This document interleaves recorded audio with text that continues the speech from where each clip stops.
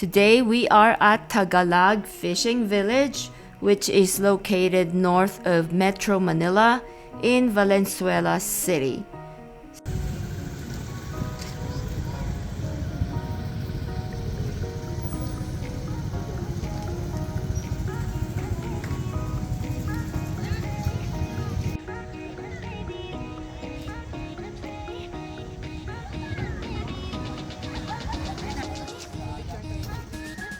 Maganda siguro ang sunset.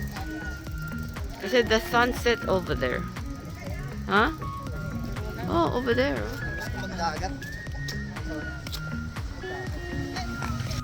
If you are new to this channel, this is Janet, and I had traveled to the Philippines back in 2022, and I stayed there for 3 months. This is one of the locations that we've been. This channel is full of travel, food, fun, my East West life back in America, and so follow along and I hope you enjoy this video. So we just left the visitor center of Tagalag. So apparently this is up and coming, maybe places that you can sort of visit for a day and eat in restaurants. There's a bunch of restaurants along this road. So now we're going to the solar park. I don't know how far we are, but I'm just following this crew in front. Oh, so there's nice houses right along the street.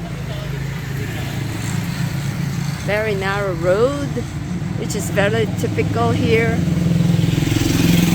in Valenzuela City, even at Ugong where my sister lived. But at least the road is nicely paved. As you can see,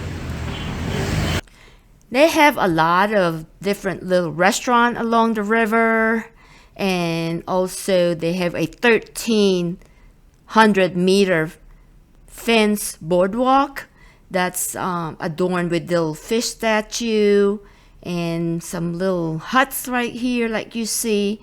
And of course this place is surrounded 3 sides with river: the Polo River on the west, my Kawayan River on the north, and Koloong River on the east. So that's why it's a fishing village.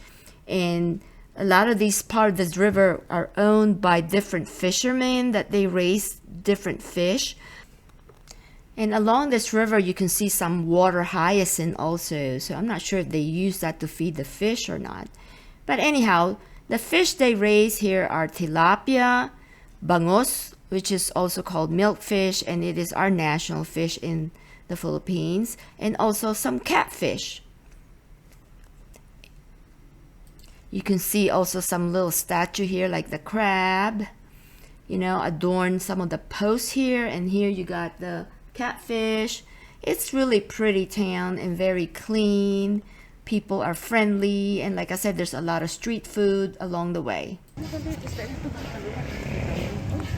Ayun pa. May duck.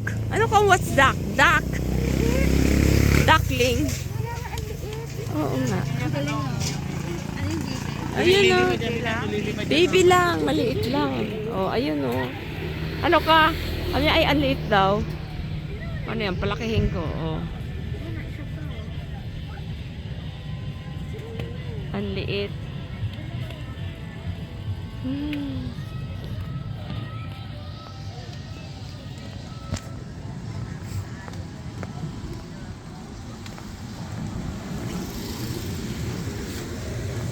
Ano itong Valenzuela City dati? Ano ba ito? Valenzuela din. Pero hindi city. Valenzuela City pa rin. Malawak ang Valenzuela.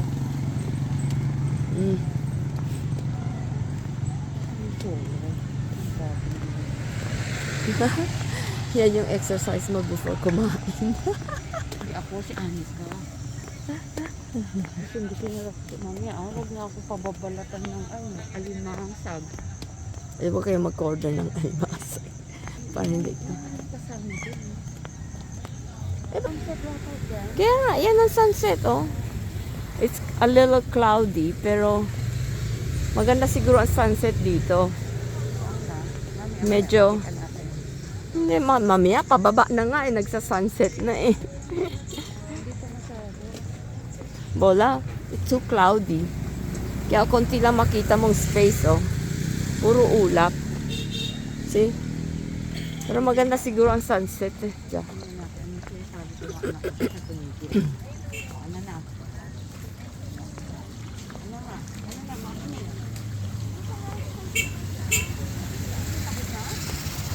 Ba't nalagpasan natin? Ah, saan? Walang sabi na you are here. Kaya nga dapat nilalagay nila, you are here. Tanong mo. Ito mo, tanong ko.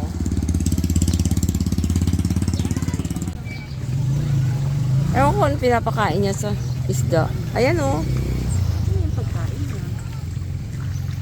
Kuya, ano yan? Tinapay. Ah, tinapay. At tinapa.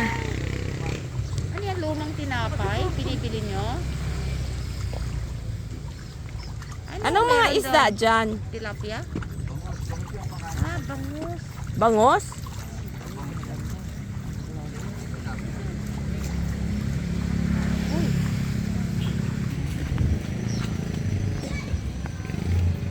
Sana tinaniman na nila ng kampo. Ano?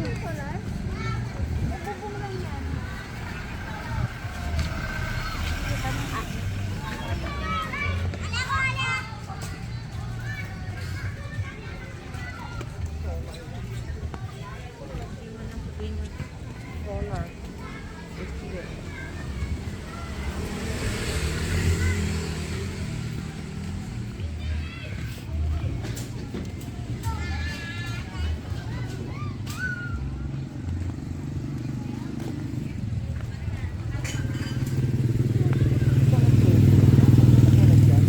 Ha?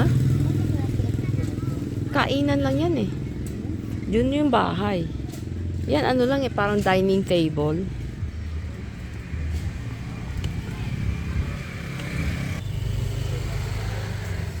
Ano yan? Sige.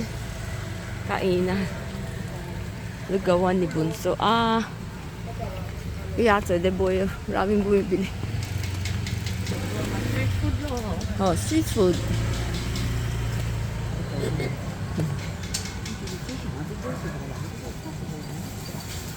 Meron siguro yan.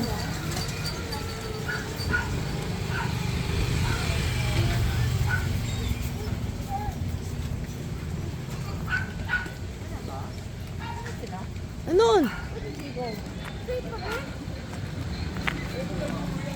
Tingnan mo, oh. Milk tea. Half the price. More than half the price. Ah.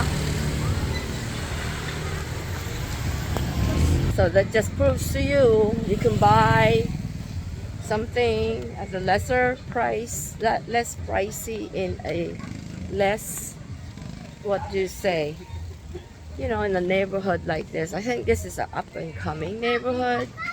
So I think they're trying to market this place as a fishing village. So, I mean, it's nice, they have nice walkway on that side, like I said. And the E-Trike terminal. Oh, Lord, how about that? See, there's sidewalks over there. Nice sidewalk to walk. And then here we're coming up to a solar park, they call. Ala, E-Trike terminal. Asan ang E-Trike, kuya? Ah, ayan, may charger na sila. Marami mo nagcha-charge. Ay, cellphone. They're charging cellphone here. So, magkano mag-charge ang cellphone? Lima lang yan. May luma, may bagong lima. 5 pesos sa cellphone. I see. Hindi talaga pang kotse, ha? Wala pang kotse at saka bicycle. Wala pa. Ah. Cellphone lang, 5 piso. 5 piso, 30 minutes. Ah, 30 minutes. Kaya nga, pero e-bike daw eh. So, kung meron kang electric vehicle, dyan mo i-charge. Pero wala. Kasi wala pa electric. Kaya nga, ayaw ko ba bakit. Cellphone ang sinacharge niya. So, he's charging his cellphone instead of a bike. So, here we go.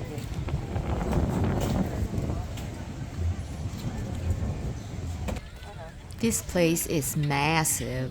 All that solar panel is so massive, believe me. For a little town like this, that's a lot of solar panel.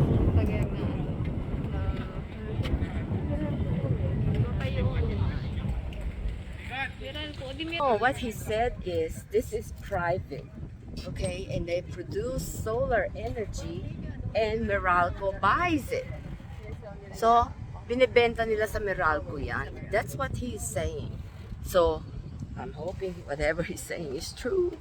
But, I mean, that makes sense. Solar panels.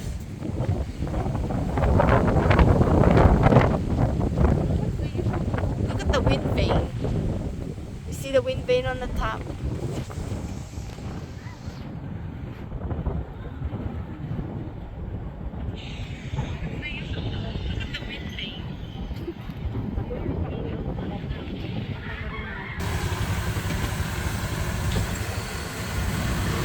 Ano yan? Dumpling? Ano yan? Ano yan? Ah, calamares. Oh, Hana, paborito mo, calamares. Halika na. Na, sunset. Ha? Cloudy lang, but it should be pretty. Teka. Kuya, saan niya nahuli yan? Dito? Kuya? Dito niya hinuhuli yan? May kanya-kanya kayong lugar? May kanya-kanya kayong lugar? Ah, may-ari. Okay. So these are private fishing pond. He said he just caught them here. Yeah, still fresh and alive. Huh? Still fresh and alive. Yeah. Where did they go? Straight ahead. Kanya-kanya palang may-ari. So each of these are owned by people. So they catch their own fish. How about that? We found that This out. one is also big. That Yeah. means this whole thing is One owned by person. someone. Mhm. One person. Yeah. So after a walk, a long walk, I don't think it's that long a walk, but we're here. Sun has Alvarez. set at Alvarez. Five cafe. Yeah, and so we're gonna Cafe floating. Fishing ground. yeah. So we're gonna be eating. They said early dinner, but this is not early dinner. This is dinner. Dinner. dinner. Yeah. 6 p.m. So it's nice.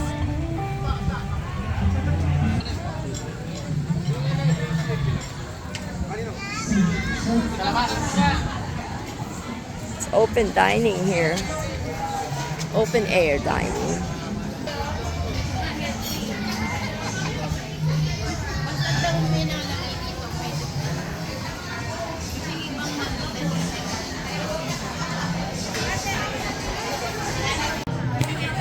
I guess we're gonna go to Fisherman Point to eat. Fisherman Point is a floating bar and restaurant, and it offers a wide array of seafood and steak. It's more like a fine dining restaurant. It also has a rooftop that's open air, or they call it al fresco dining. So it could be a nice romantic getaway, and you walk through this little floating walkway or something. It kind of does felt like moving. But it's nice and cozy at night, and very romantic with all these lights on the walkway, you know. Very pretty. I'm really impressed with this place. Well, this is the end of our tour of Tagalag Fishing Village. Unfortunately, I lost a lot of my video or clips when we are eating, and therefore this should be it. So if you enjoyed this video, please like, subscribe, and ring the notification bell so you can be notified of our future video. Salamat po! Bye!